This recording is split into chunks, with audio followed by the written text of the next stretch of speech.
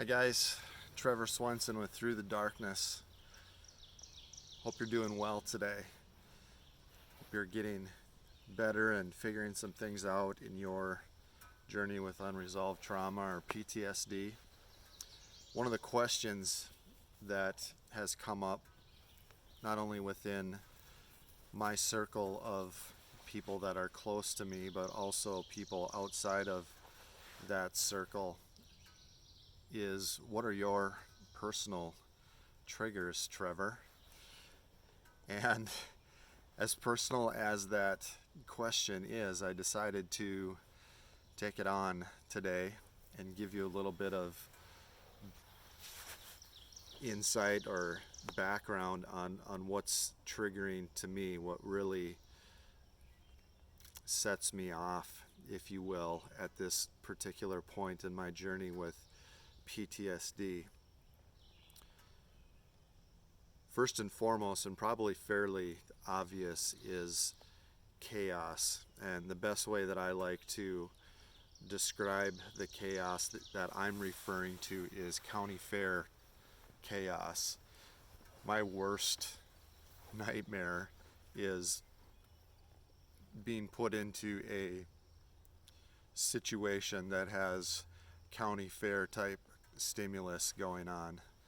Lights, flashing lights, lots of people, drinking, rides, animal sounds, just you name it, everything is going on there. As you could probably imagine, demolition derby, tractor pulls.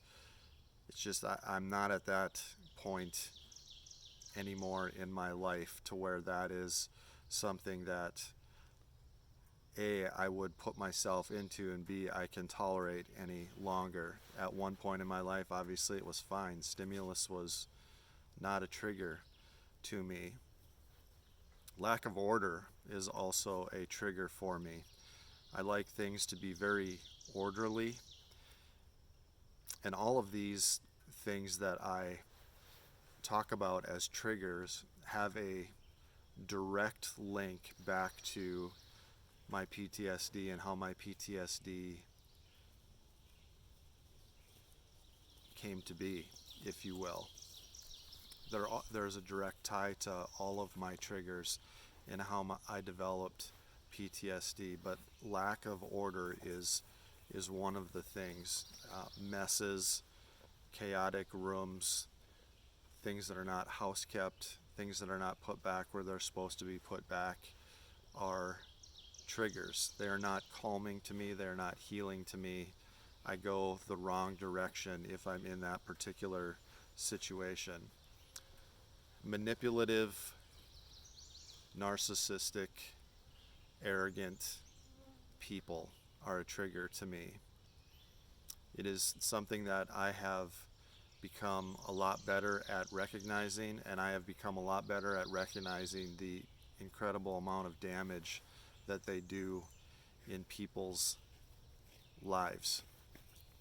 That type of a personality is easily recognized by me and is extremely triggering as well. Names, phone calls are triggering to me. Unannounced visits are triggering to me. It's just in my life and in my journey and where I'm at with PTSD right now, there is just no room for those type of things to be taking place that would do any good as far as my healing process is concerned. Along with that goes small talk. Not a big small talk guy anymore. I used to be a guy who really enjoyed small talk. For whatever reason, my tolerance for just talking about whatever, how's the weather, how are the twins doing, things along those lines, I just have absolutely no energy for it. It has nothing to do with how I feel about the person that I'm interacting with. It has to do with the level of mental energy that I don't have anymore. PTSD is something that consumes not only your mind, but it's also physiologically extremely draining. And so small talk is very much a trigger for me. And it doesn't matter if it's with my wife or if it's with a perfect stranger. I like to be talking about purposeful, direct things that are needs at hand, if you will. Loud noises. I've talked multiple times in my videos on how much I wear earplugs now to make loud noises white noises, and it's really been a healing thing for me. When I'm on a four-wheeler, when I'm running the chainsaw, I like to wear earplugs to make loud noises white noises, and that may actually help you as well. When I'm mowing the lawn, when I'm doing field work, when I'm snorkeling, swimming, as I've done in a prior episode, loud noises have to become white noises because my system is very, very sensitive to that as a trigger. I don't like being trapped. I don't like being trapped psychologically. I don't like being trapped by questions. I don't like being trapped emotionally. I don't like being trapped professionally. I don't like being trapped physically. And it all ties again to how my PTSD manifests itself over the course of years. It's just incredibly, hi Murphy, it's just incredibly unhealthy for me. I need to be in solitude, I need to be isolated, and I need to be surrounded by people with a deep level of understanding of what it is that I'm walking through, or people that have absolutely no idea what I'm walking through, so awkward questions and discussions don't take place. So that is very triggering to me as well. Scheduling. It's interesting, but scheduling is very much a trigger for me. During this time in my PTSD process of recovery, even scheduled doctor's appointments, therapist appointments, particular times to be at particular places are very triggering to me.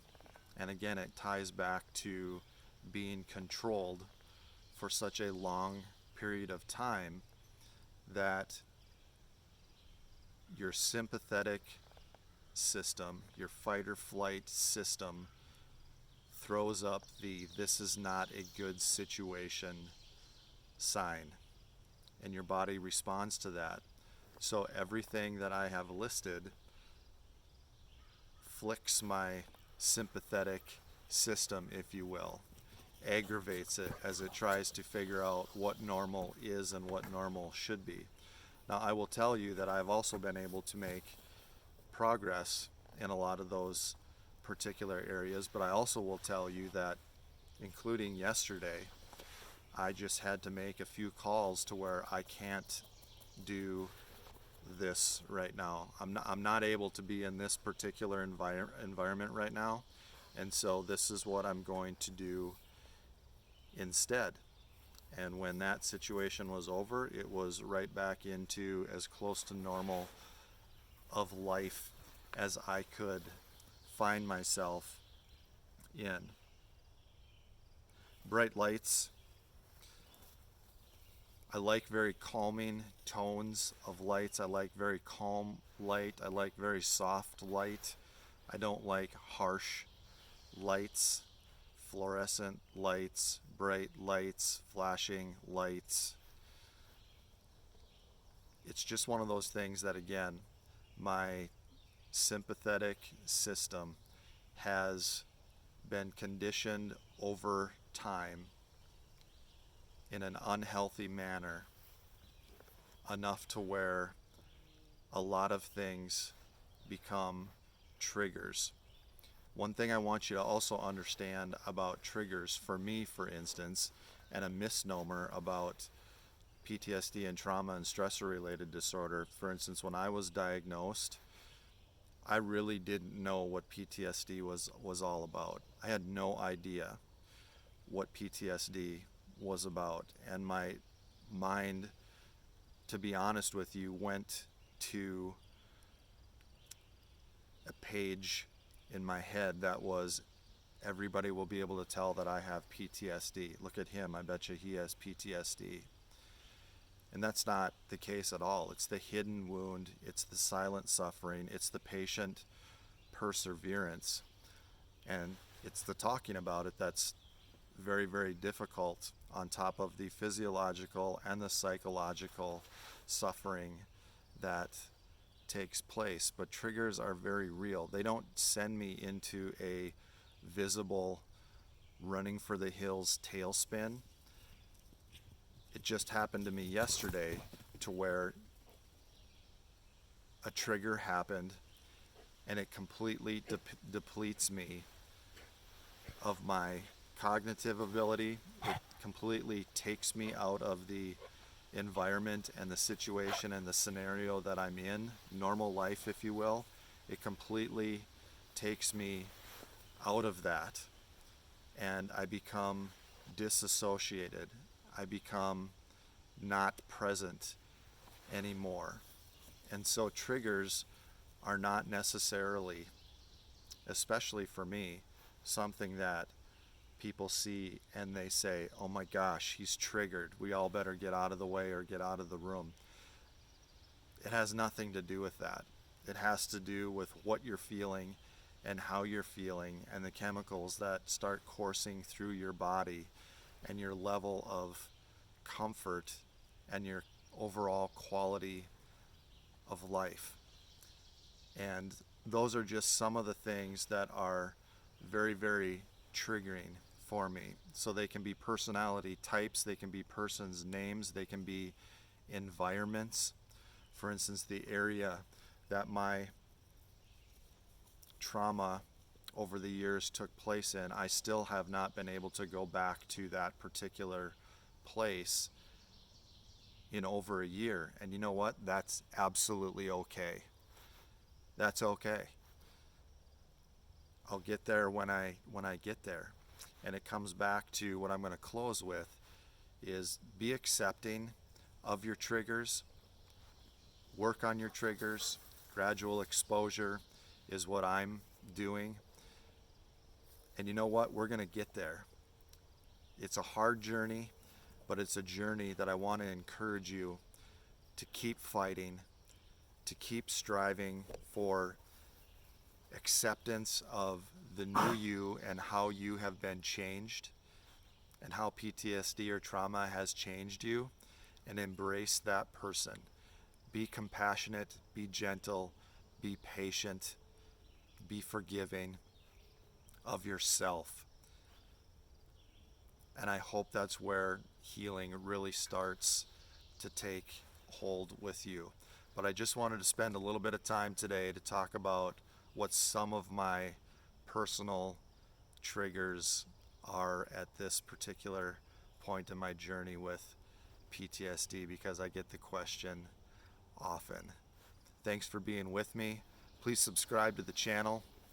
Please surf through all of the topics that I've covered in my journey with PTSD. I'm going to continue to put out topics that I think might be of value to people that are struggling with unresolved trauma, or trauma and stressor-related disorder, or PTSD. It just needs to be talked about more, because we're all broken. Life is difficult. We're all screwed up in some way, shape, manner, or form, but we're going to get there. There's a light, a bright, shining light at the end of the tunnel, and there is a good God that is for you and is for me, and wants nothing more than for us to live an abundant life through his Son Christ, who died for all of our mistakes, mine and yours included. Click subscribe, hit the notification bell, forward this on. We will talk with you soon again. Be well.